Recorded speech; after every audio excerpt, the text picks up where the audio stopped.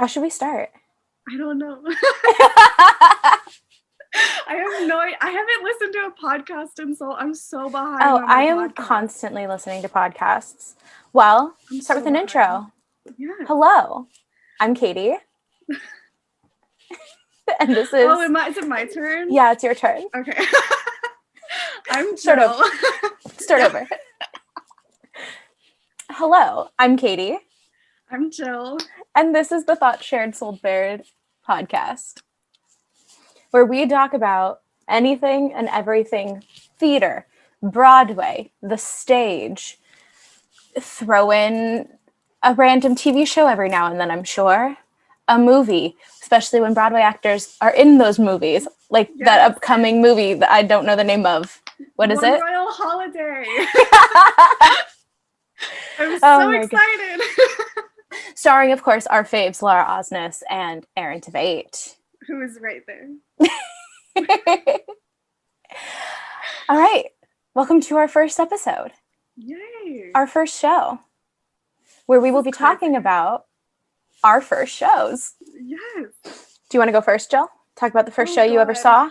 Yeah. Okay. So like this is I don't remember the first show I saw. Like I know what it was. I don't remember the experience. I was like 6 years old. What was it?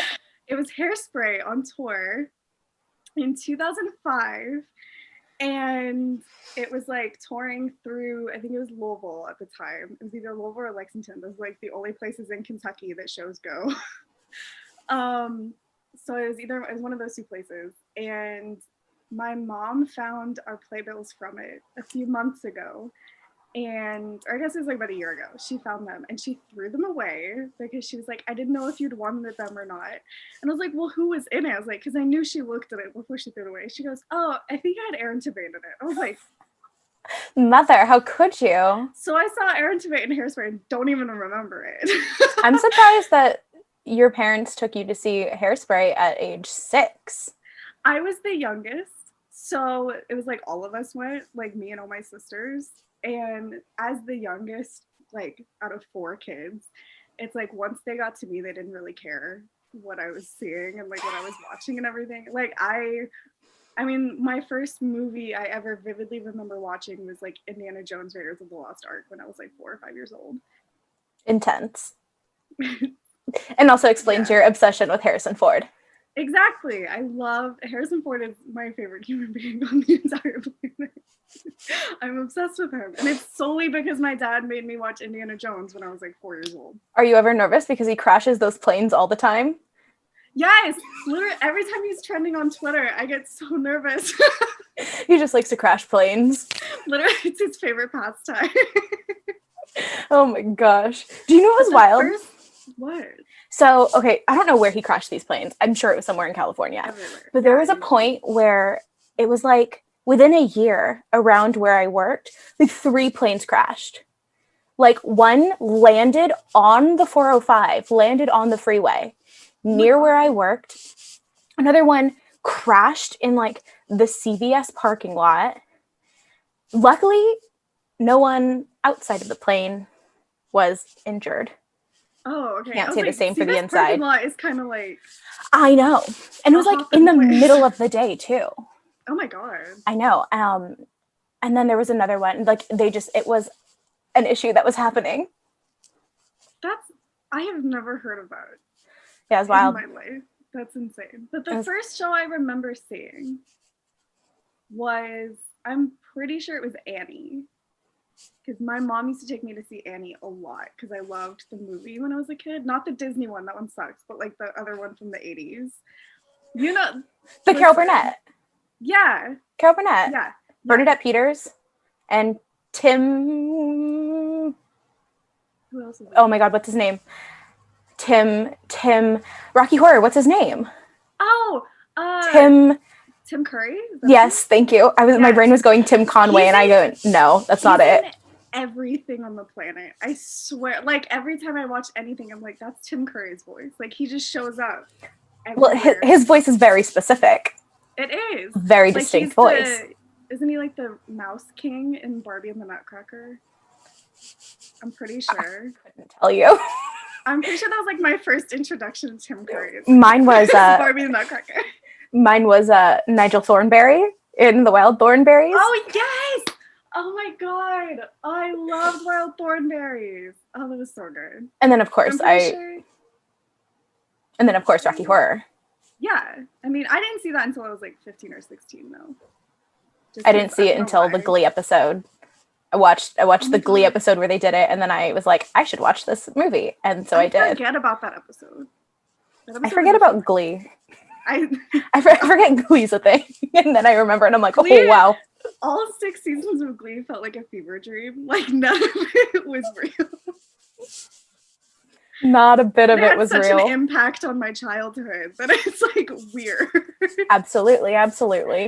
It's so weird, but I vividly remember being Annie because like Annie was one of my favorite movies growing up, and that was like one of my first introduction to musical theater though was Grease, John Travolta, which also explains why I'm obsessed with John Travolta.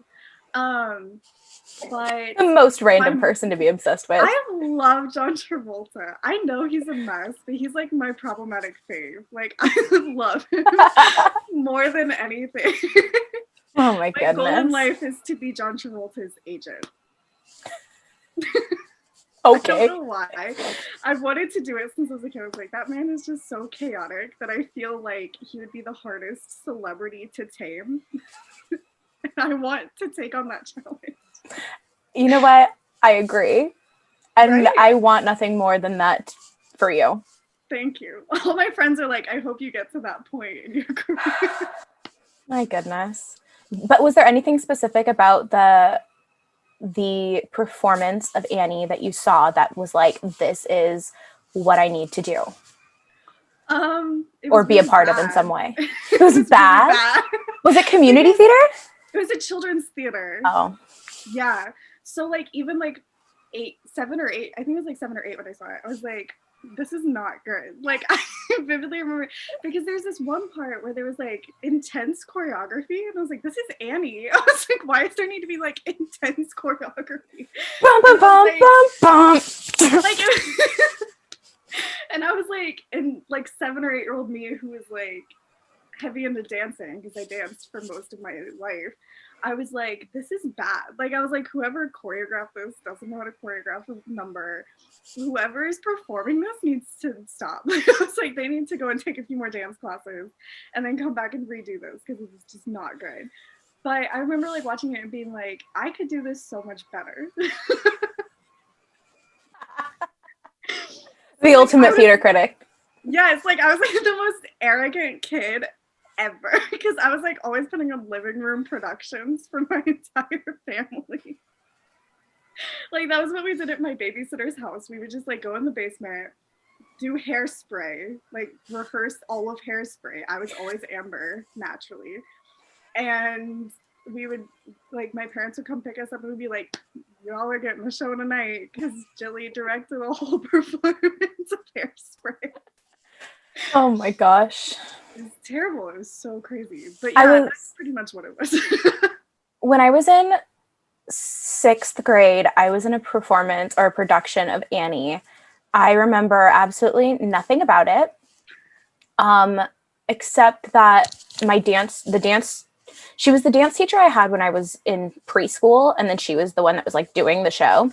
Her older daughter, came to like assist because she was pursuing a career in musical theater and actually can we even say currently, but like is in the current Broadway production of Hamilton right now. Oh my God. Iconic. Yeah. I can't like weird, wild. And then, what else? And then I was also going to be like, but I've never seen a production of Annie. Then I remembered, yes, I have. 2018 Hollywood Bowl. Wild. Oh, yeah. Wild. I forgot about that. I do too. I like forgot that even, most of like the Hollywood Bowl productions, I'm aware that they're happening, but then like they happen and I'm like, I didn't get any content. So I'm like, I go every year. Right. Like, I'm like, I know people saw it. Like, I follow Katie on Instagram. I know she's seeing this. And then like 5 months later, everyone's like mentioning it, and I'm like, what are you talking about? I was like, Nick Jonas and Hairspray, that's not a thing. And then I'm like, yes, it was at the Hollywood Bowl. That was the first show I ever saw at the Hollywood Bowl. The first show I ever saw the first show I ever saw at the Hollywood Bowl, Hairspray. It was Nick Jonas's Link and Harvey Fierstein as Edna, Marissa Jarrett Winokur as Tracy, Corbin Bleu as Seaweed. Actually, she was my Tracy too, I think. She was? No, not her. Keala Settle was. That's right. Really? Yeah. Did not know that. One of the tour Tracys. Love that for her. Yeah. Who else was in that cast? I think Todrick Hall was like in the ensemble of it. Oh yeah. And I wanted him to be Seaweed so bad in Hairspray Live. Yeah. Who was Seaweed in Hairspray Live? It was, oh my God. No, I know who it was. Was it Ephraim Sykes? Yes. Yeah, I love him. Me too. He was amazing. He was so good. I know when I thought production was a mess, but he was really good. And then who else was in it? I think Diana DeGarmo was Penny, and I don't remember who anybody else was. Solid. Oh, no, yes, I do. Drew Carey from Everything was Wilbur.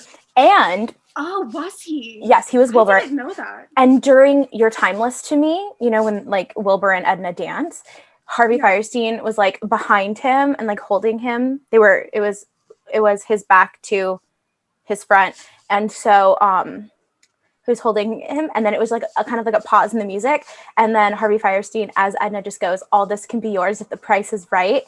And the sound the audience made, and it broke Drew Carey. Like that was an ad-lib moment. It so broke good. Him. And that is just something that I have just like lodged in my memory from 10 years ago or however long ago it was. Oh my God, I love that. I love like stuff like that in shows, like little ad-lib. Oh, I love it. Oh, it makes me so happy. It's so good. Okay.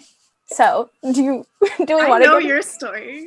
I know your story, and I want you to tell it. My story is the best story I think ever to exist.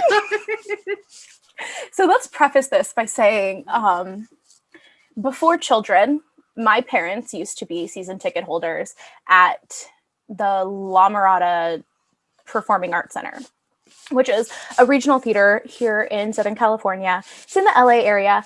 And so they were season ticket holders. So my dad knows how a show works. He knows how a show works. But, you know, then children came along and he was like, kids can't go to the theater. I mean, they weren't like your parents who were like, she's 6, let's go. And so they were like, so I remember distinctly being in the 5th grade and going, and it was, or not quite the 5th grade, it was the summer going into 5th grade. And it was summer school, and it was summer school like through my school. So it was basically just like a daycare. And we went to go see March of the Penguins, and one of the trailers before it was for like the national tour of Wicked. And I remember like leaning over to my friend Danielle and being like, I really want to see that. And I was thinking it was I thought it was a movie at first, and then I was like, then I kind of just like left my mind. And then when we got to like 6th grade, I had a friend who went to New York and saw Wicked and Jersey Boys, and I was like, oh, that's right, that's something I wanted to see, Wicked. And then when I was in, I think it was like the end of 6th grade, beginning of 7th grade, whatever, there was a sit-down production of Wicked in Los Angeles at the Pantages Theater in Hollywood, whatever you want to call it. They want to change their name all the time. They're always like, we're Broadway in LA, we're Broadway in Hollywood, we're whatever. It's in the neighborhood of Hollywood. And then they've like rebranded themselves as the Hollywood Pantages Theater. It's confusing. Anyway, I can't keep track. Anyway, so I had like begged my parents to like get me tickets to see this. And so it was the Christmas of my 7th grade year. It was 2007. I unwrap a box of tickets that says, you are going to see Wicked in 2 days. And I was like, I was freaking out. And then, so we go, and my dad and I are sitting in the mezzanine, and we're watching it. And this is like a phenomenal cast. It is John Rubinstein as the Wizard, Carol Kane as Madame Ugh, Orrible, Eden okay. Espinosa as Elphaba, and Megan Hilty Amazing. as Glinda. I do not remember who Fiera You was. know I how do not much I remember love who Megan Bach was. Hilty. I You love know how her. much I love Megan Hilty. I love her. And so we're sitting in it, we're sitting and we're watching the whole thing and we're loving it. And then Defying Gravity happens and people start to clear the theater. And my dad goes, "All right, let's go." And so we just left. We left. It was the first time I'd ever been into a professional theater. I didn't know how it worked. I was 12 years old. Like, who am I to know? And then we're driving home. My dad goes, like it starts to like click in his head. He goes, typically in shows, there's a curtain call at the end. And then he had bought me like one of the souvenir programs. Yeah. And I'm like looking through it and he goes, we didn't see that. Like it was the scene where they're in like the cornfield after the house has come down and they're like Oh yeah. fighting. And my dad goes, we didn't see that. And he goes, oh man, I think we left during intermission. And I was like, we did what? And he was like kicking himself the entire ride home. He's like, oh my God, I can't believe we did that. Oh my God, I feel so bad. I can't believe we did that. But luckily it was a sit down production. So it's not like it was a limited run. So Right. we got home. My dad immediately went on the computer and bought new tickets because he felt so bad. And then it was like 2 or 3 weeks later and we went again. And it is to this day one of my favorite stories. So good. Because for who I have all the books like laying over here. I've got like the Grimmery under my bed. Like I love Wicked. Especially for like who I am as a person, for that to have been my first theater experience, I think it's unmatched.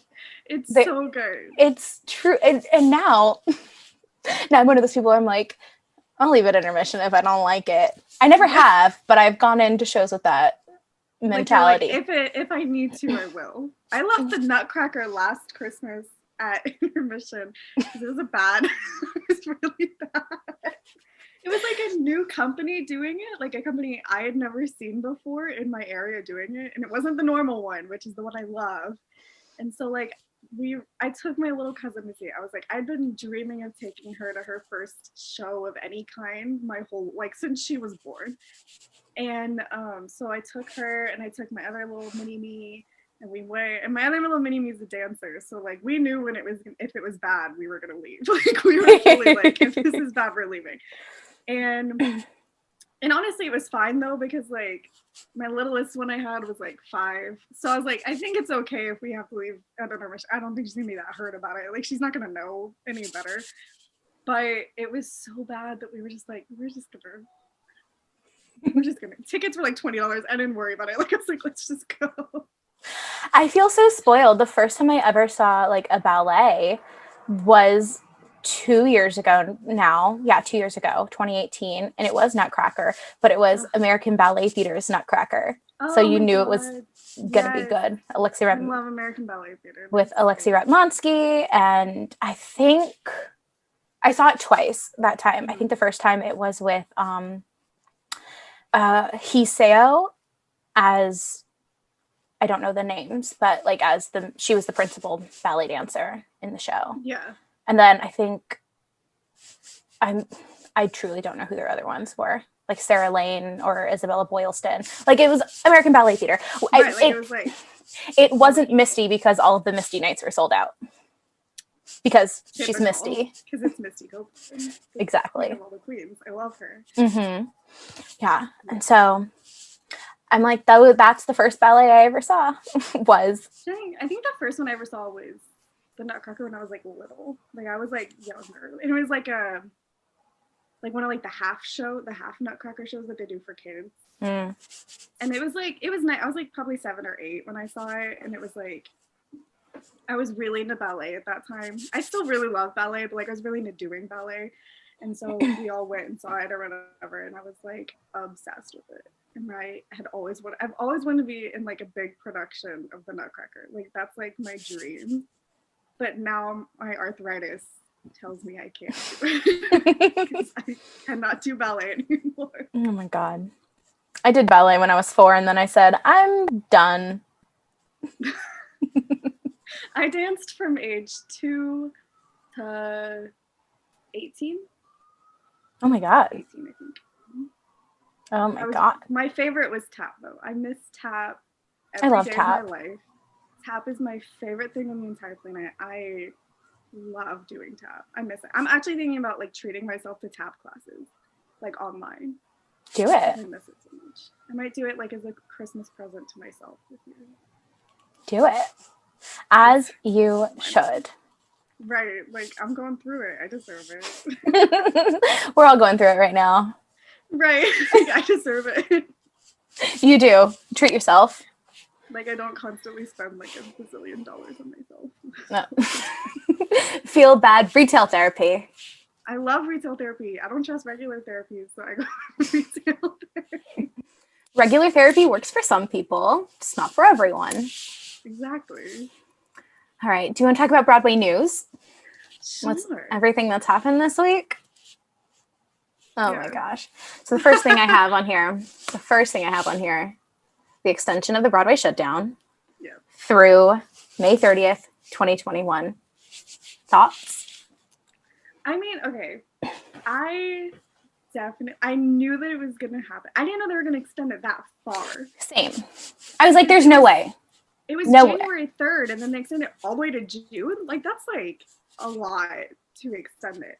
Mm-hmm. But at the same time, part of me wants to say that they extended it that far because, I mean, with everything politically going on, we don't know what's going to happen with, a vaccine and everything. And so I think that's part of it. And then also a big part of it is that's going to be the next viable date for them to be able to get actors safely ready to start getting back into rehearsals. Exactly. Like, it's not ever going to be an opening date. Once they say opening date, I'll be like, all right, we're set. But like until they say those words, then like it's just getting people ready to start rehearsals to get back into shows. Exactly. So it's just that one, because the other ones were like I guess it was only like 5 months at a time too. They were like April 15th or whatever. And then it was like September 8th, I think. And then it was January 3rd. And I was like, okay, those are little months. But saying in October, May, we're like, that's 7 months away. Right. That's over 7 months away. That's a 14-month shutdown for Broadway, which is understandable. Unheard of. It's crazy. But like, I think it was who was it? Someone I saw yesterday on Instagram. I follow so many people. I don't even know who said it because this was all anyone was talking about all of yesterday. So like, someone had said something about how like they're so tired of people acting like this is like the end of Broadway, and I am too. I think it's so outrageous for people to say we're never coming back. Like Broadway's never gonna come back, so I'm just gonna leave and go do like another job. And I'm like, no, go do another job if you need the money. Like, absolutely, 1000%. If you need to make a living, go find another job. But don't have such a definitive mindset that this is it. Because it's not. I know that Broadway's gonna come back because it has to. Because New York City literally depends on its business. New York State depends on it. Like they bring in billions of dollars, tourist dollars. Exactly, and it's not even just the shows. It's everything that in that area, everything in the theater district, restaurants, shops. Right. Every single hotels. Everything depends on Broadway and the arts and culture of New York City. And yes, I am of course guilty of like having that not definitive, but that like pessimistic idea because it's never coming back. I'm never going to work again because it literally does affect me because my job, I'm currently not working because of it. Right. And what hurt a lot and what hurt with everybody is a lot of people who were furloughed were given a certain time, and seeing that this date extends so far beyond the date a lot of us were given makes us feel, are we even going to work again? And it's not even just the performers. And a lot of people, that's something I think is like hard, is that a lot of people focus on the performers. And yes. And they think about the big performers too. They don't think about like the ensemble, the swing, the like everyone else that is the people who are auditioning currently for a show. Exactly. Who are going to get into it. Like it's like there are so many moving parts and so many people involved in it. There's security, there's ushers, there's a ton of people involved in it. And then if you think about like the nonprofit theaters that are on Broadway, you have Roundabout, Second Stage, Lincoln Center, and MTC. Those are four nonprofit theaters who I don't know for sure, but it's very possible that they've had to furlough, lay off some of their staff, because they are organizations that aren't just focused on Broadway. They're also focused on the community at large. Right. And you have to think about those people who are in the administrative side as well, because those people's jobs are just as important, because if you didn't have them, you wouldn't have these shows. Right, exactly. And that was one of the reasons why, like, for me at least, it stung so much. I do think, though, like having so much of an extension, I do think it's really interesting how it's playing a role into people relearning how to like start casting more diverse casts.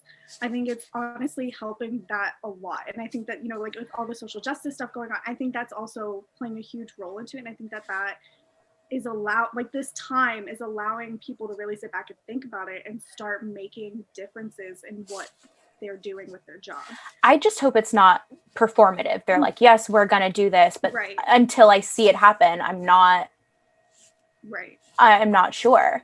That's because it needs to happen.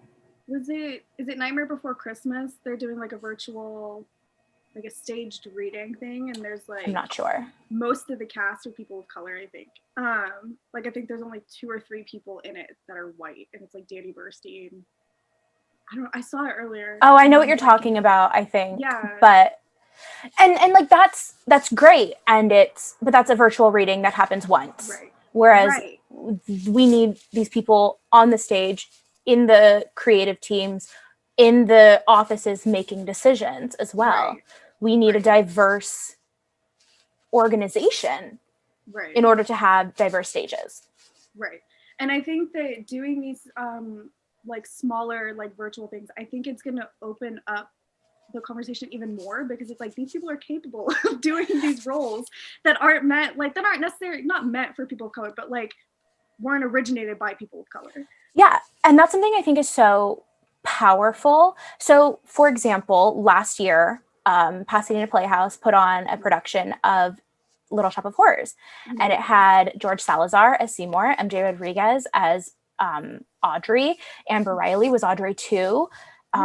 It was an amazing production. I was lucky enough to see it. It was an amazing production, and it was a cast of a lot of people of color. It was very eye-opening, because you've never seen an Audrey or a Seymour really in a prominent production, at least I haven't, that were people of color. Mm-hmm. Or trans women. Right, that's what I was going to say. Wasn't she a trans woman? I couldn't remember. Mm-hmm. Okay, yeah. Like I remember watching their Suddenly Seymour, because I remember like the video came on Twitter, like. They performed on James Corden. Yeah, it was amazing. Like it was so good. I like that maybe like my favorite Suddenly Seymour I've ever. I'm not a big like Little Shop fan, but like same. That was like my favorite Suddenly Seymour. Suddenly Seymour is like a big like it's a weird like song. I love listening to it because it's so catchy. But like I don't know. I think I've only watched like one of the movies like twice. Like I think I've seen like the Rick Moranis one like twice. Mm-hmm. But that's a good one. And it was so interesting to see such a difference between that production that was happening in Pasadena versus what was happening off Broadway, which was like very white. Yes. And you were like, and then everyone was raving about both of them. Like, but there was something more powerful, I believe, about the Pasadena Playhouse version. Well, and then there's also, you had, what was it, like a year and a half ago, there was the one at the Kennedy Center with Megan Hilty and Josh Radnor. Mm-hmm. That one. I wanted to see that one because Megan Hilty with the tickets were like $500. So like, there's Yikes. no way in hell I'm gonna afford to see this. I wanted to see Next Normal at Kennedy Center too, but those tickets were outrageous and sold out in like 5 minutes. Oh, I would have killed to see that production. It was like a limited like weekend only. And oh my god, the cast was. Well, it's Brandon Victor Dixon as, what's his name? Dan? Is the dad's name? Yeah. Dan. And then Rachel And B. then, Jones Rachel as B. Diana. Jones. It was. I would have killed to see that. Who played Gabe? It was Ben Levi Ross. I think so. I think that's what it was, and I was like, oh no, he was Henry. Sorry, I don't know who Gabe was. Okay. I wanted, for some reason, my brain is going to Jeremy Pope, but I know that that's false. I think I just want Jeremy Pope to play like everything. I want Jeremy Pope to be in everything. I think Jeremy Pope is the most beautiful person to ever walk the planet. I know, he's, oh my god, like every time I watch Hollywood, I'm like, oh my god, like this man is real. Like he is just gracing us with his presence, and we're just not thanking him enough for it. Like every time I see his face, every single time I see his face, I'm like, he's the most beautiful man I've ever seen in my life. Oh, and I guess I should need to check the playbill again, but I know there was, when I saw the out of town tryout of Ain't Too Proud in LA, either he Ain't Too Proud. It was good. I mean, it was a jukebox musical, a bio jukebox musical. Right. I mean, the music was great. That's the thing. Bio jukebox musicals, music's always going to be great. Right. But it was either he or Ephraim Sykes was out of the show the night I saw it, and I don't remember which one. But yeah, it was great. It was fun. Except this lady, like 2 rows in front of me, was taking pictures the entire time. And I was like, you are not close enough for me to be like, excuse me, ma'am. Please stop. You are not a photographer for this show. I know. Think so. That makes me so mad. Oh my god. I know. That's absurd. And it's one of those like rows where they were like in the dead center, so it's not like ushers could do much. Yeah. Anyway. So annoying. All right. So Broadway extension, check.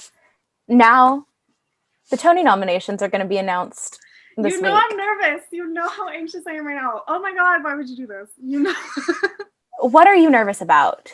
There are four eligible shows.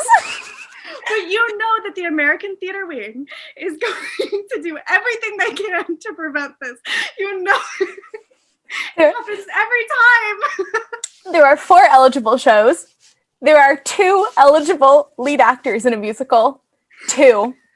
But my brain is like, my heart is like, he's gonna get it. There's no way Aaron Tveit not gonna get it. He has to. And then my brain is like, you idiot. It's only gonna be Chris McCarroll. My brain is like fully telling me that Chris McCarroll is gonna win because he's the only one that's gonna be nominated. If there's only one eligible nomination or one eligible person to be nominated, they would scrap the category. Right. Like they did in 1985. Right. I'm just like, here's the thing though, it's like I'm one of those people, I'm such garbage. Like I'm such a garbage human being because I cope with things so weirdly, and like my anxiety, I cope with my PTSD and anxiety with like hyperfixations on musicals and movies and TV shows and all that stuff. And like within the last 5 years, right. And like in the last 5 years of my life, it's been like Aaron Tveit's work. Like I have fully focused on everything that he does. And you know that because you know how garbage I am for him. And so it's like, he should have at least been nominated for freaking Next to Normal. Absolutely. Like, I agree. If you can, he was never not on stage. Like he literally, except for like maybe 2 numbers. Like, come on. Even if he was nominated, it still would have gone to Norbert Leo Butz, though. Well, no, and I know that, but that's the thing is, I just think that it's honestly messed up to me because I'm like, you were nominating every other person that he is working with, and then it's going, who is that man? Well, I mean, look, when I saw Moulin Rouge, probably the second time, I don't know, must have been the second time, I was like, I love Aaron Tveit. I do. And I do. Mm-hmm. Yeah. I was like, he should be, this is all pre-COVID, of course. Yeah. I was like, he should be at least nominated for this role. Yeah. Is this the role he deserves to win for? No. I don't know. But given circumstances now, Yes. I need it. he has a 50-50 shot. Well, that's okay. So like that's the thing. I was talking to my friend. My friend and I went and saw Moulin Rouge together in Boston. She lived like in the area, so like we went together, and we were talking about it. And I was like, I love him so much. I think he is so phenomenal to watch. Like he is just one of the most fascinating actors to watch on stage. I love watching him do any show, but I think that he was born for this role as Ben Brantley, who I don't like, but I agree with him on this statement. I think Aaron Tveit was born for Christian. I think he plays him so well. And like it shows that he did his research on the character and on the era and all that. I think it really shows that he cares about the role. And I love that. That's like my favorite thing on the planet. I don't think he should win for it. Like I didn't want him to win. In a normal year. Right. I don't think he would ever win. No, same. I do think that it's too nominated. Mm-hmm. I think it's too melodramatic of a role for anyone to win. Right. That's right. Exactly. Because I'm like, because you know, I'm garbage for Chandelier. Chandelier is my favorite scene in the entire show. And I think for that and Roxanne alone, he should at least be nominated. What about Crazy Roland? Okay. Those three. It's just like, it's a constant, like, that show is like, here's all this like fluff in the act one. And then it's like act two hits and it's just like constant one after another of just like incredible numbers that he's doing. And it's just like, oh my God, it's just so good. But like, I definitely think, I know he's gonna be nominated and everyone keeps yelling at me to stop freaking out about it because it's gonna happen. I'm like, I know it's gonna happen. He'll be nominated. It's just like, right. But I'm just like, I'm so nervous because I want him to get it so bad. Look, I've also heard people who love The Lightning Thief, and I've heard people hate The Lightning Thief. So I have no idea about The Lightning Thief. I cannot form an opinion on Lightning Thief at all. I do know that it's a better adaptation of all the movies, and I appreciate that because I love. Never seen a movie, never read the books. The movies are good if you watch them without reading the books. I will say that they are fun movies. But looking at it as an adaptation, they're really bad. So I don't recommend that. But I've heard very mixed things about Lightning Thief. So like, honestly, I don't know how it's going to go. But I will say this. I think that Robin Herder and Danny Burstein deserve a nomination. Danny Burstein's going to win. He will win. He has to. He will win. He has to. He is the most phenomenal. Danny Burstein, okay, can I talk about how much I love Danny Burstein real quick? Because he has this like tremendous career, right? Yes. And then he goes, and 4 years ago, he's like, I'm going to go be the lead in Fiddler on the Roof, a beloved musical. It's an amazing production too. I'm going to be Tevye. I'm going to be the lead. I'm going to carry this show. Yeah. And then I'm going to go to Boston. I'm just going to be like a supporting role in this one. Oh, you need me to replace somebody in My Fair Lady? Okay, you want me to replace? Right, like he was like, oh, you're leaving, Norbert? Let me just come in really quick. Do this for like 6 weeks. And I saw him in it. You did? I did. So it was, oh my God. He's one of those ones where I've just like weirdly seen him in things. So I saw him in Moulin Rouge in Boston, and that was July 2018.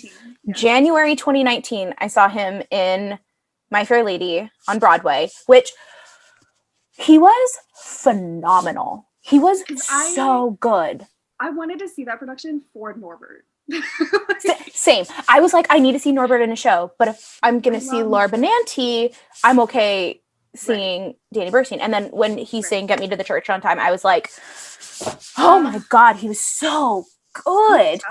And then he's like, okay, I'm going to go back to this other featured role too. Like, he is a leading man, but he's like, I'll be a feature. That's okay. Cool. Right. Like, he is just like, and it's just like, I love following him on social media because he's so funny and he's so like I hate saying this about like Broadway actors because this is the case for most of them, but he's like a genuine human being. Like, he is just like so genuinely one of the most incredible human beings that I feel so honored to have seen him in anything. Like, it's just, he is just so amazing. Like, he is just so freaking cool. Like, I love Danny Burstein. I think he's one of the greatest actors of our generation for Broadway. Did you see him in that episode of SVU? The transgender episode? I do not watch Law and Order. I don't like long, like, what are they called? Not periodicals. I don't know what the term is, but those shows I where don't it's know. like there's a term for it. I cannot think of it. I don't It'll know. come to me But later. I'm obsessed with SVU and his episode that he's in like season 17, I think it is, where he's like the father of a transgender kid who's like, oh my god, it's such a good episode. Also, you can't just say, did you see him in that one episode of Law and Order? Because do you remember at the Tonys like 4 years ago when they were just like, here's all the people that were in Law and Order, and then it just kept cutting back to him? Here's the funny thing though, is in like every different role he's ever been yes, in. because speaking of that makes me laugh every time I think of it, because I'm like, a lot of people don't know this. SVU is notorious for bringing in the same actors because it's like they film in New York, so it's just easy to bring in Broadway actors because they film during the day and then they can go and do the show at night, which is like what Gossip Girl did. And so it's always so funny because like whenever I think about it, I'm just like, there are so many Broadway people that just like come up in this show all the time, and then everyone's like, yeah, that one episode with Aaron Tveit. And I'm like, he's done two, playing two different characters. Two very different characters. I'm like, you guys say that, and I'm like, he's literally like, they always get people to just play different characters all the time, and I love it. I think it is so funny because it's like we're just supposed to act like that didn't happen. They're like, oh, it's been 7 years. Okay, come back. Right. Because that's essentially what it is. That show's been going on for however many years. We're on 22 this year, I think. 21 or 22 this year. My God. 22, because it's the same age as me once it hits in the winter. Because I know, because it was 1998 when it first aired. Okay. So it's just like barely older than me. How long has the original Law and Order been going on? I have no idea. I don't watch that one. I only watch SVU. Okay. SVU has Mariska Hargitay and Ice-T. Come on. I thought he was in. Well, then who's on the regular Law and Order? I don't know. A lot of people. That one's been running for like. When I think Law and Order, I think Mariska Hargitay and Ice-T. Right, that's SVU. Okay, if you say so. If you say so. I know there's a million Law and Orders, but I couldn't tell you who's on the original Law and Order. I couldn't either. I honestly don't know. My God. It's fine. Okay. How do you feel about the fact that the Tony nominations and the ceremony, there's no air date for the ceremony yet? They said December. They said December? They said it'll happen probably sometime in December. I'm assuming it'll probably But there's no official date. December. No, but I'm assuming it'll probably be like early December. Okay. I'm just like, I don't want it to happen. I mean, I don't want it to happen. Half and half on it, because like I agree with you. I think that it is so. It's honestly just. I feel like it's disrespectful to the shows that didn't get to open and aren't eligible for this year. I think it's disrespectful to them. I think it's disrespectful to the form in general, like the art form in general, because what I love so much about the Tonys is seeing the performances. Mm-hmm. How are we going to do that? Are we going to do like Zoom performances? And that's the thing. You can't capture Moulin Rouge in a Zoom performance. The hardest part about it all is going to be the fact that the Tonys, while yes, they do exist to celebrate the Broadway community, they also exist to sell the shows. And so they're a giant advertisement. That's what those performances are. Absolutely. Are a giant advertisement. Great is the same. Mm-hmm. Yeah. Exactly. Saying, hey. It'll be interesting to see how they do that this year, too. Because I know that's going to be virtual somehow. I don't know. But it's like, you think about it, the Tonys always happen at the beginning of June. And it's right before everybody goes on their summer vacations. A lot of people go to New York for summer vacation. They say, oh, what show should we see? Well, what did well at the Tonys? It's a giant advertisement. So when you don't have shows open, when the whole world is shut down still, or at least America is shut down still, right. What part of me says, yes, we need to celebrate this, but at the same time, it's like, what's the point if nobody can actually go see it?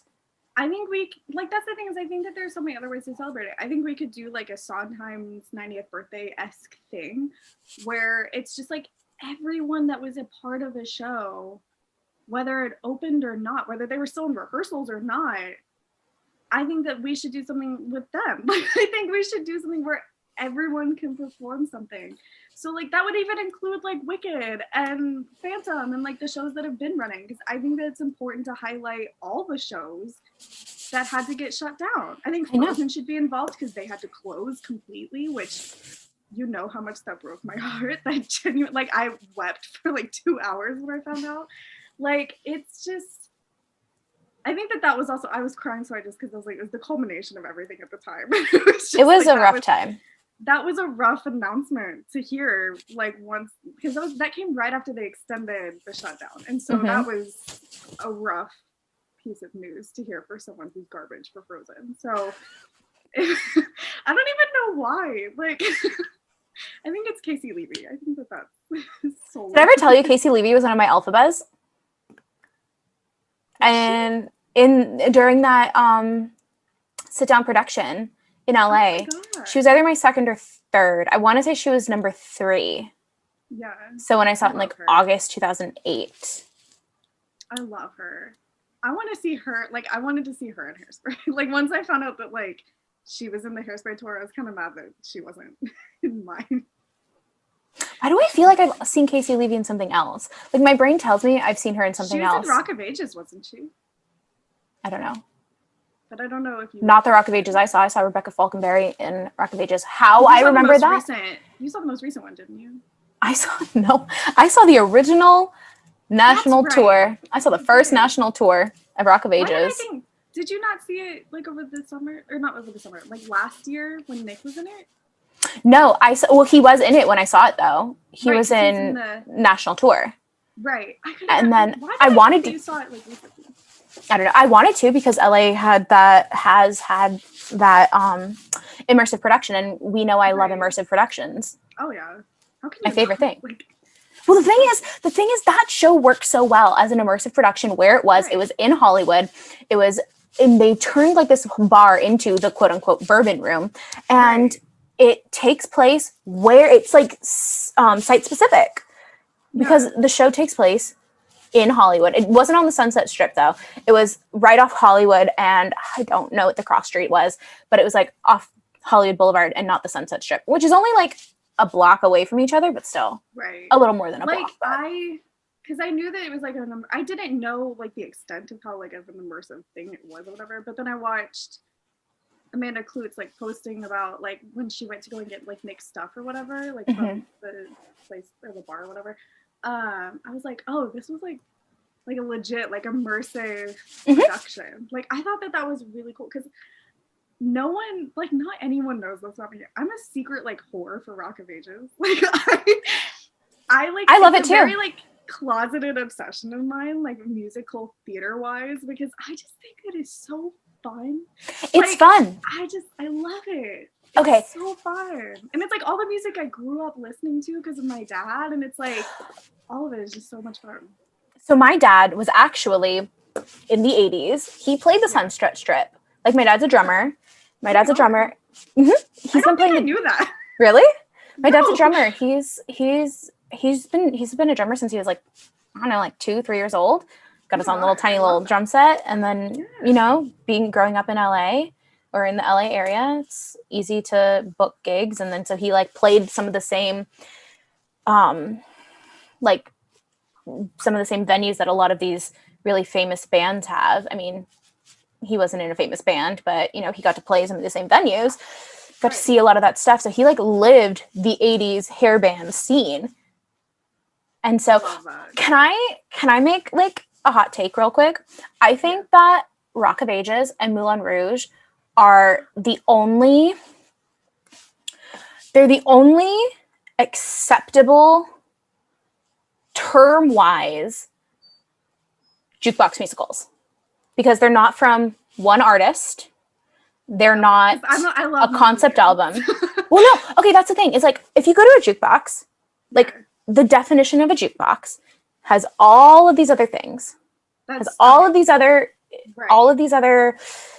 bands, groups, performers, singers, whatever you want to call it. Jukebox is full of all of them, and it will like switch up between the two. Yeah. Rock of Ages does that. Moulin Rouge does that. Mamma Mia, Jagged Little Pill. Oh, like ABBA and Alanis Morissette. Yeah. Okay, that makes sense. Okay. But like, not that I don't love those shows. I do. Right. But I think technically my own personal definition of a jukebox musical is more aligned with Rock of Ages and Moulin Rouge. That makes sense.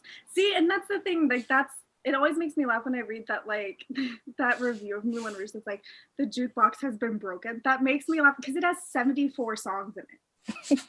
Like 74 songs are in this one 2.5 hour musical. And that's absurd. Like that's like so crazy.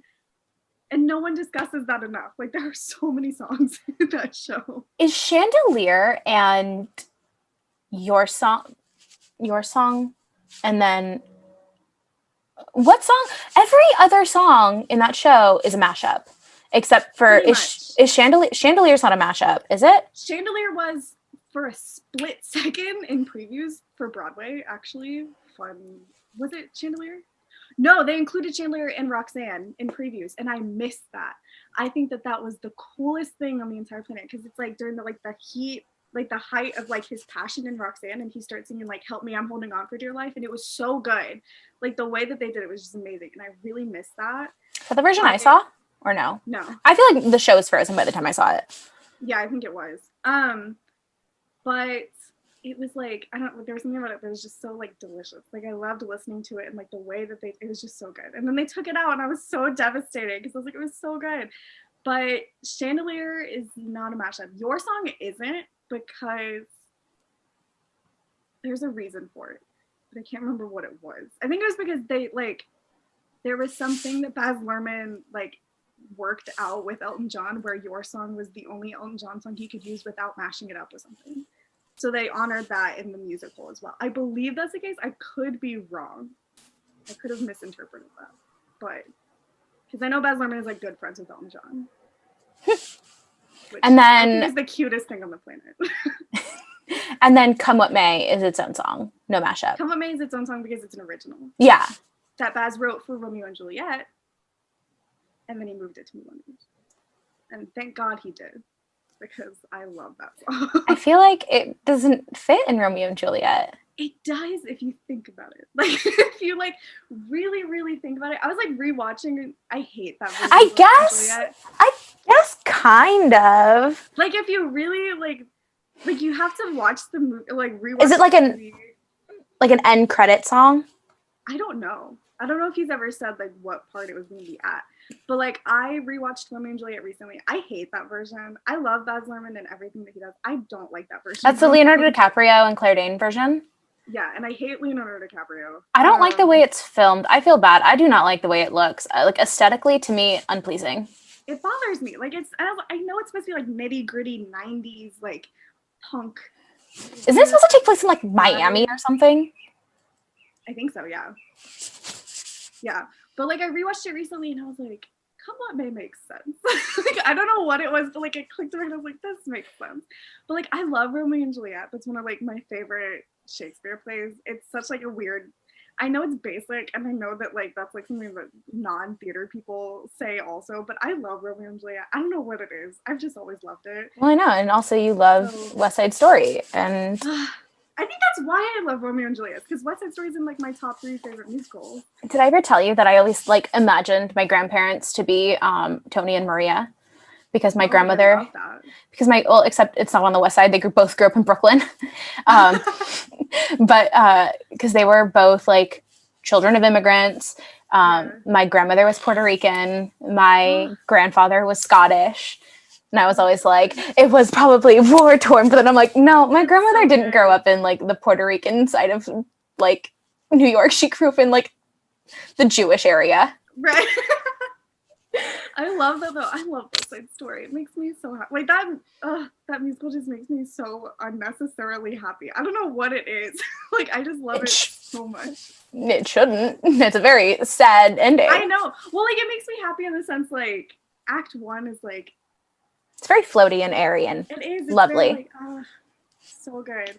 I saw it actually. I had never seen it in person live until last summer. That was the first time I ever saw like West Side Story live and in person. I saw it once. My regional theater production of Colton Ryan. Who's going to be Connor Murphy in the Dear Evan Hansen movie. He's a Lexington, Kentucky native. He is? I saw him. Mm-hmm. I saw him in a couple things he did like in high school. So I was like probably middle school when those were happening, but I actually don't know the difference, like our age gap. I don't know, but he's amazing. Like he's so talented. Like it's absurd. I saw a production of West Side Story. Oh my God. This is actually very interesting. I mean, to me, it's very interesting. So I saw West Side Story at Segerstrom Center for the Arts in Orange County in 2010, 2011, somewhere around there. And I was watching right after the revival. Yes, it was the revival tour. Oh, okay. So, it had some of the songs that were in Spanish and then not, and the very confusing part that for people who for some reason couldn't understand why the people who were Puerto Rican were speaking Spanish, because that's so hard to grasp. Anyway, for some reason, Ali Ewalt was my Maria, which feels strange. I found my program recently, and she was my Maria. But do you know who my baby John was? Grant Gustin. No, it wasn't. Swear to God. Grant Gustin? Swear to God. Connection to Grant Gustin. What? Really weird connection. So, Evan, my roommate, she has a cousin. This is such a weird thing. We didn't even know about this until a year and a half ago. So she has a cousin who lives out in LA, and she was she's at some family reunion or something. I don't know, sometime within the last 2 years. And her cousin was like, "Oh, have you ever seen The Flash? There's other woman that Evan had never met before was sitting next to her," and she was like the show, the Superhero, and they were like, "Yeah," and she goes, "I know of it, yeah." And this girl speaks up and goes, "That's my fiance." Okay. I don't know if it was right after they got married, but it was some weird, it was very bizarre. Because Evan was like, "Jill, you won't believe this." I was like, "What is going on right now?" Well, weird. What was weird about it was, so I had seen him in West Side Story, and then I swear it was 2 months later, he was on that one episode of Glee. And I was like, why does this guy look familiar? He was amazing in Glee. I was like, why does this guy look so familiar? I go onto his Instagram, and then I see him posting a picture of him as Baby John, and I was like, I just saw this dude a couple months ago. It was weird. God. And then he got The Flash, and I was like, oh, okay, this guy's big time now. Right. I'm so mad. Okay. Weird change of subject, but I'm so mad that Supergirl is ending before The Flash is. It is? Yeah, because this next season's their last season, and I find that very disappointing. Because Flash is about to outlive Arrow, which is the show that originated DC superheroes on television in this new era. And it's just that bothers me. I don't know what it really bothers me because I was a big fan of Arrow, so it's fine. But I was a big fan of Supergirl when it first came out. I thought it was really, really good. I love Melissa Benoist. I think she's amazing. And Laura Benanti was in it. Mm-hmm. She was amazing in it. I loved it. Mm-hmm. Jeremy Jordan was in it, but and then other people were in it. I'm not gonna go into my opinions about Jeremy Jordan.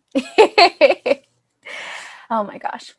Did you see, I think you did. I think you told me that you did, that you saw the video of NYC Next and the Broadway performers all performing Sunday on the Red Steps. Yes, and I wept. I openly sobbed. Sometimes anything makes me cry. So well, the name of this podcast is Thought Shared Sold Bared in Comes Company. We love my favorite musical ever. We love Sondheim. Of all time. But I openly wept. I ran downstairs, I showed my dad, and then I just waterworks. Because I think the hardest part about it is the juxtaposition of them all in face shields and then eventually masks after singing On an Ordinary Sunday. And you're there hasn't been an ordinary Sunday in 8 months. And I could not handle that. Yeah. I wept. That was so emotional. I watched every different video I could find of it and just all the different camera angles. I'm I was I think I watched it after my theater history exam on Wednesday morning, and I was just staring at my phone. I was sitting here in my bed and I was just this is not what a day. I was just emotional. It was so much. Oh God. Gavin Creel. Kevin Creel, Andrew Rannells, Norm Lewis, I love Norm Lewis. Bernadette Peters, Yeah. and Kate She's one of the Baldwin. only ones with a microphone. Yeah, well, because she's Dot. Rightfully so. As she should be. Right. Bernadette It Peters. just makes me laugh. Like I like saw it and I was like, Bernadette. Just like in that video from post 9/11 when they were trying to get people to come back to New York, she's the first one to turn around during start spreading the news. As she should be. Because she is an American treasure. She is Broadway. She is. She's New York. Bernadette Peters is Broadway and New York. She's America. So amazing. Yes. She is the world. Like she is everything. I love her. Like I vividly remember when she like walked into Smash. And then like we were all just supposed to accept that this was Megan Hilty's mom. Like, and I said, you know what, this makes sense though. Like, because who else could play Megan Hilty's mom? Oh my god, no one. No one. Christine Baranski, maybe. Oh my god. Now I want that. now I want like Megan Hilty and Christine Baranski to be like a mother-daughter duo. I almost said mother-son, mother-daughter duo. Like now I need it. I do too. No, but I've seen, so fun fact, about I don't know how I like just know dates of things, but about 6 years ago, I saw Bernadette Peters in concert. She was at like the Valley Performing Arts Center at CSUN for whatever reason. And I was like, oh my God, love this. She was in this like purple dress. And then cut to, and she did like this wonderful performance. Cut to last February, I think it was last February, she performed at the Renee and Henry Segerstrom Concert Hall in Orange County. And she was wearing the same dress, had the same band, performed the exact same set. I was like, Children Will Listen is going to come up now. And it did. I don't know how I remembered it, but I was like, Children Will Listen is about to pop up. That's like my friend always, okay, so like my friend took me to see, for like a little Christmas/birthday present, because the tickets were kind of expensive, to see Aaron Tveit at Wolf Trap here in Virginia. And just like a concert? Yeah. First of all, he is so much fun to see in concert. And like whether it's like his cabaret show or his pop show, he is so much fun. I dragged my mother to see him on Mother's Day 3 years ago. What show was it? I don't know, somewhere in LA. Mother's Day. He did an LA show and a San Diego show, so I didn't know. It was the LA one. I would not drive down to San Diego if I knew he was coming to LA. That's fair. Mary Elizabeth Winstead was at that show that you were at. Really? Yeah. She went and saw him. Cool. But I only know that because someone like posted a picture of her and I was like, oh, queen. But my friend like took me to see him at Wolf Trap, which was it's such a beautiful venue. Like it's like a barn. Like it's like a giant barn. It's so beautiful. Oh, cool. Yeah. And I wanted to see Laura Benanti and her mom there, but the show got canceled.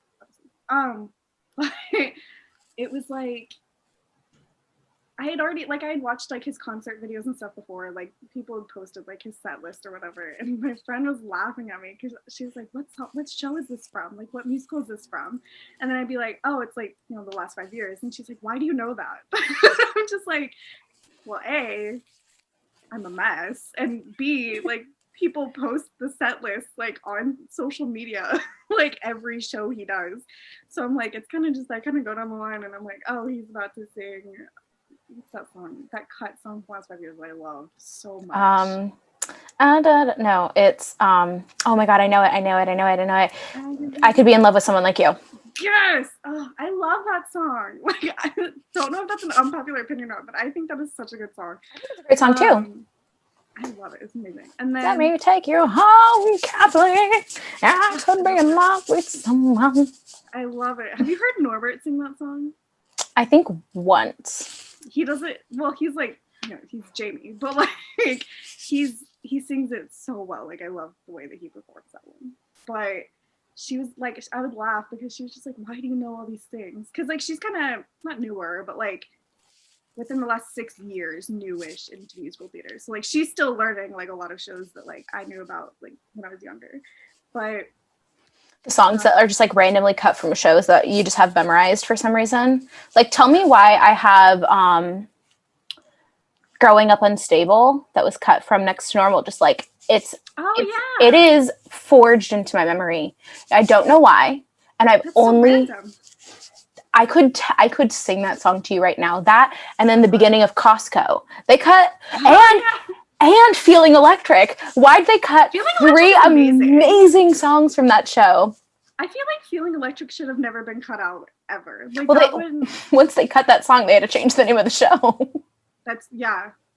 They talked about that. Did you watch the Next Normal reunion? I did not. Ah, that was really good. That was like Jill, a beautiful reunion. you must know this about me. I don't watch any reunions. I don't watch any Zoom calls. I don't watch anything I because don't watch many of them. I don't know why. It's just I'm so picky about them. my care level is like I nothing. I am so picky about them. But like the second that they were like Next to Normal, I was like, oh, Jen Damiano and Alex Ripley. like I was so excited and I was like, sign me up. And then like, oh my God, like it was such a good read. It was amazing. Jen Damiano is the reason that I went to see Bob and Carol and Ted and Alice back in She's January. amazing. And she essentially, like, when I technically made my off-Broadway debut Yes. in the show that had the most stage cigarette smoke, that I had to like pull my scarf up over my nose and mouth and be like, I was masking before it was a protocol. Before it was cool. So hipster about Oh it. my God. I was masking before we had to. Every time I think of Jen Damiano, my first introduction to Jen Damiano was Gossip Girl. Okay. And like no one, like I wish more people talked about this because she was brought in to play someone that has to look like Leighton Meester, and it was so good. She looks nothing like Leighton Meester. Not anymore, but she used to. Like season 1 of Gossip Girl, when Chuck and Blair are like picking. No, I know the episode. Yeah, I know the episode. They look so much alike. Like they look so much alike. I swear by it. I think it is so perfect. I don't know what it was. I'm obsessed with that though. Why do I feel like Jen Damiano was in the original Broadway cast of Spring Awakening? Was she? I don't know.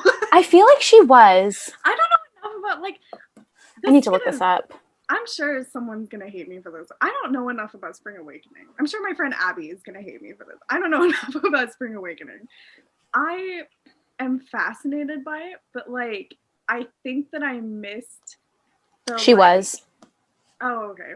Well I could see that. But she was one of the people who were she was one of the people that were like on the sides.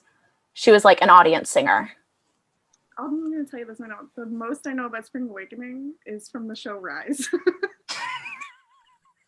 It's okay. They didn't have this in the 2015 revival of it. They didn't have the audience singers. Like, convinced that I missed like the age where it was supposed to impact me enough to be interested in it. Because like all my friends, they were like, oh my God, I first heard this show when I was like 13 or like 15 or something like that. And they're like, and it was just so good. And I was like, the angstiest musical you'll ever listen to. Like I was like 20 years old. And so I was like, the teenager in me is like, what is this? Just I'm like the angstiest. Just the angstiest musical you'll ever listen to. I mean, from what I saw on Rise, absolutely. But that show in itself is angsty, so like I don't know if that was. I had a weird thing for that show. I loved it. I thought it was so fun. Well, not fun, but like it was really good. I enjoyed it. I watched it. I don't think I paid attention though. I think I fully just enjoyed Ellie Carvalho without being an animation. I think the idea of having like Josh Radnor play their teacher was weird. It felt very like Glee Mr. Schuester to me. Well, yeah, it definitely felt like it was trying to be an angsty, grungy version of Glee. Right, like it felt like uncomfortable. Like I was like, absolutely. Like Josh Radnor, like I don't know what it was. Like this is not like anything against him. I think that he's an amazing person. I think he's a great actor. But like, there was something in me that was like, he shouldn't be around teenagers. I don't know why. Oh my Because like god. I know him from How I Met Your Mother. Like that's Yeah. because I watched that a lot growing up because my sister was obsessed with it. So like I watched that from like the moment it aired to the moment like it ended. And so like I know him pretty much from How I Met Your Mother. And then that weird liberal arts movie that he did. Like Mm-hmm. Elizabeth Olsen. I Mm-hmm. liked that movie, but like it was uncomfortable. It was like really uncomfortable to watch. But like I think that was also part of it because I was like, he's in a weird position of power. And he always plays like a man in a weird position of power. Just a teacher Like, or a yeah, professor. like it was just very uncomfortable. I don't know what it was, but I loved Stephanie J. Block showing up. I loved that. Don't remember that happening. She was someone's mom. I think it was like the kid that like realized he was gay by doing Spring Awakening, which You could tell me anything about the show Rise, and I'd be like, sure, that's the thing that happened. I watched it. I remember like 3 things from that show, and it's like Ali Carvalho and Damon Gillespie, who they were amazing. Like they were really good together, like on screen. They were amazing.